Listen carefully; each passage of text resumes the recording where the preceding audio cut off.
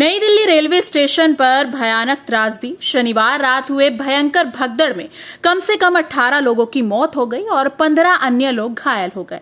अफरा तफरी, भारी भीड़ और अव्यवस्था ने इस दर्दनाक घटना को जन्म दिया। ताजा अपडेट्स के लिए बने रहें।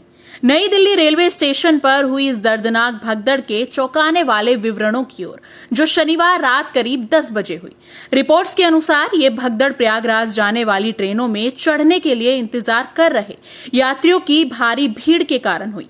प्लेटफॉर्म 14 और 15 पर अचानक यात्रियों की संख्या बढ़ गई, जिनमें से कई महाकुंभ में शामिल होने जा रहे थे। भीड़ बेकाबू हो गई, जिससे ये दर्दनाक हादसा हुआ। अधिकारियों के अनुसार इस घटना का एक प्रमुख कारण प्लेटफॉर्म 14 और 15 की सीढ़ियों का अवरुद्ध होना था। भीड़ को नियंत्रित करने के लिए रेलवे अधिकारियों ने प्रत्येक प्लेटफॉर्म की एक सीढ़ी बंद कर दी थी।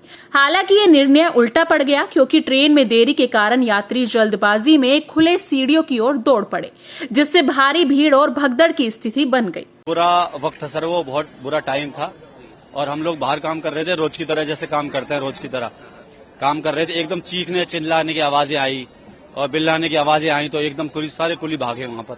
और वहां पर भागा तो देखा कि बच्चे नीचे पड़े हुए हैं, औरतें भाग रही हैं, लेडीज भाग रहे हैं, जेंट्स भाग रहे हैं और लोग चीख रहे हैं, चिल्ला रहे हैं।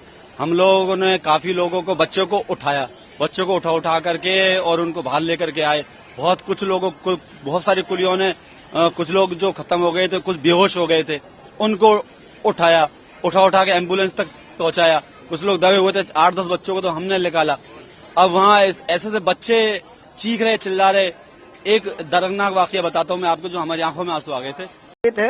हम उसी भीड़ में आ रहे थे, इधर से पब्लिक भागी वापसी, तो वहाँ लोग गिर गए। गिरने की वजह से हादसा हुआ ये सब, और कोई वहाँ देखने वाला नहीं, इतनी भीड़ में कोई संभालने वाला नहीं था। उनसे उनका मौत हो गई। किसकी मौत हो गई है? मेरी मम्मी। आप लोग कितने लोग? आप लोग क्या प्रयागराज ही जा रहे थे? नहीं जी, हम अंदर डॉक्टर ने क्या बोला आपसे? वो डेथ हो गई। डॉक्टर ने बोला या आप बता रहे हैं? नहीं, डॉक्टर बताया। उसी भगदड़ में चश्मदीदों ने बताया कि उन्होंने कितनी भयानक स्थिति का सामना किया। कई लोगों का कहना है कि आखिरी क्षणों में प्लेटफॉर्म बदलने की घोषणाओं के कारण भगदड़ मच गई। लोग अपनी ट्रेनें छूटने के डर से धक्का मुक्की करने लगे और इस त्रासदी को अंजाम दिया। इस देश के रेल मंत्री अपने कर्तव्य का निर्वाह करने में पूरी तरह से विफल है। इस देश के रेल मंत्री सिर्फ और सिर्फ रील बनाने में मशगूल है। इस देश के रेल मंत्री इतना बड़ा हादसा हो जाने के बावजूद सिर्फ और सिर्फ मौत के आंकड़े छुपाने में जुटे हुए थे।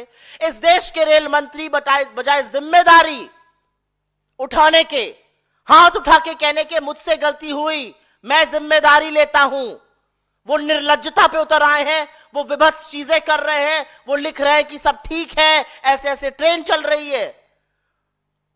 अश्विनी वैष्णव जी को अपने पद पर बने रहने का 1 मिनट की नैतिकता नहीं है। इस देश ने वो रेलवे मंत्री देखे हैं, छोटे हादसों में भी उन्होंने इस्तीफा दिया है।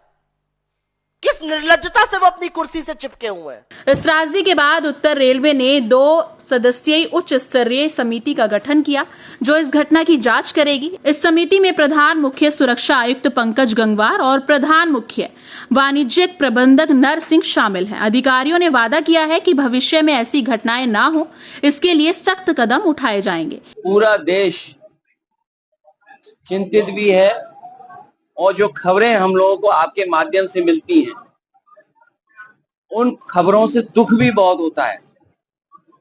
कल ही रात में जो दिल्ली में घटना हुई, उसके कारण तो अब आने लगे होंगे, लेकिन दिल्ली जैसी जगह, राजधानी, और जब भारत सरकार ये बोलती हो कि हम विकसित भारत बनाना चाहते हैं, हम दुनिया में अर्थव्यवस्था तीसरे नंबर पर ले जाना चाहते हैं, और जो हमारा इंफ्रास्ट्रक्चर है वो दुनिया के बराबर हमारा इंफ्रास्ट्रक्चर होगा, लेकिन जो घटनाएं हो रही हैं, उससे पता लगता है कि भारतीय जनता पार्टी महाआयोजन की तैयारियां तो बहुत करती है। इनके जो कार्यक्रम हैं, महाआयोजन के कार्यक्रमों में तैयारी तो बहुत करते हैं, प्रचार बहुत करते हैं, लेकिन वो चाहे राजनीतिक कार्यक्रम हो, सांस्कृतिक कार्यक्रम हो या कोई और इवेंट हो, उसमें पॉलिटिकल माइलेज लेने से चूकते नहीं हैं।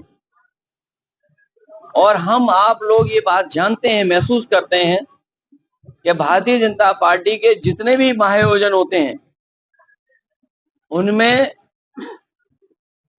आयोजन से ज्यादा अपने प्रचार पे खर्च करते हैं। इस घटना को लेकर विपक्ष ने सरकार पर तीखा हमला बोला है। उत्तर प्रदेश के पूर्व मुख्यमंत्री अखिलेश यादव ने महाकुंभ की अव्यवस्था और सरकार की विफलता के लिए सरकार को जिम्मेदार ठहराया।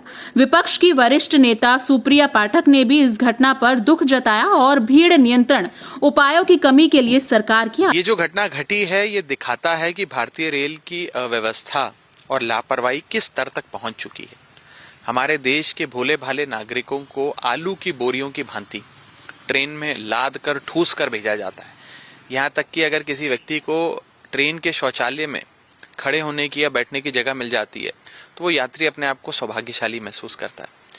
स्थिति ये है कि हमारे देश के भोले भाले लोगों को भेड़ बकरियों की तरह ट्रेन में लादा जाता है और वे भी अपनी किस्मत समझ के इसे स्वीकार कर लेते हैं। वहीं राघव चड्ढा ने पीड़ितों के प्रति संवेदना प्रकट करते हुए प्रशासन से यात्रियों की सुरक्षा को सर्वोच्च प्राथमिकता देने की भी अपील की है।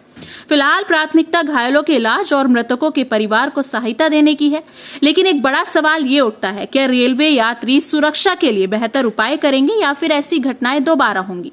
हम इस खबर पर लगातार नजर बनाए रखेंगे। हमारी संवेदनाएं पीड़ितों और उनके परिवार के साथ हैं। ताजा अपडेट्स के लिए AB स्टार से जुड़े रहें। हमारे चैनल को लाइक, शेयर और सब्सक्राइब करना ना भूलें ताकि आप तक सभी बड़ी खबरें सबसे पहले पहुंचे। धन्यवाद और सुरक्षित रहें।